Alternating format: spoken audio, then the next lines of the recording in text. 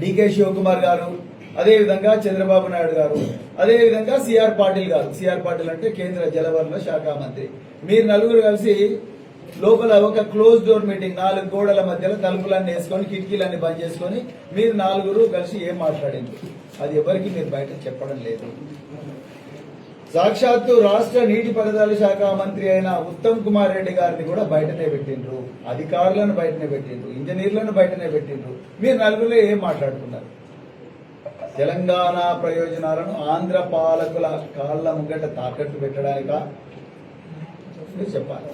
మాకైతే క్లియర్ కాదే అనిపిస్తుంది. మీరు ఎప్పుడైతే మేడిగడ్డను రిపేర్ చేయకుండా గోదావరి నీళ్ళన్నీ కూడా పోలవరం పోయేటట్టుగా మీరు ఎప్పుడైతే కుట్ర పన్నిండ్రో, ఎప్పుడైతే అన్నారం సుందిళ్ల గేట్లు ఓపెన్ చేసిండ్రో, అదేవిధంగా మేడిగడ్డ ఆ చిన్న బ్లాక్ ను రిపేర్ చేయకుండా మీరు నీళ్లు బాజాప్తా వదిలేస్తున్నారో, అక్కడి నుంచి డైరెక్ట్ గా పోలవరం నుంచి బనకచెర్లకు ఏదైతే రిజర్వాయర్ ప్లాన్ చేస్తున్నారో, ఈ తెలంగాణ ప్రాంతం నుంచి ఏవీ కాలువలు పోకుండా ఏ ప్రాజెక్టులు పోకుండా డైరెక్ట్ గా ఆంధ్ర నుంచే బనకచెర్ల పోయే కుట్రకు మీరు డైరెక్ట్ గా ఇండైరెక్ట్ గా చేస్తున్నారు. అది చాలా క్లియర్ గా అర్థమవుతుంది. మీరు హోస్పేట దగ్గర ఆ 3 ముఖ్యమంత్రులు చేసిన ఈ కుట్రని చాలా క్లియర్ గా అర్థమవుతున్నది.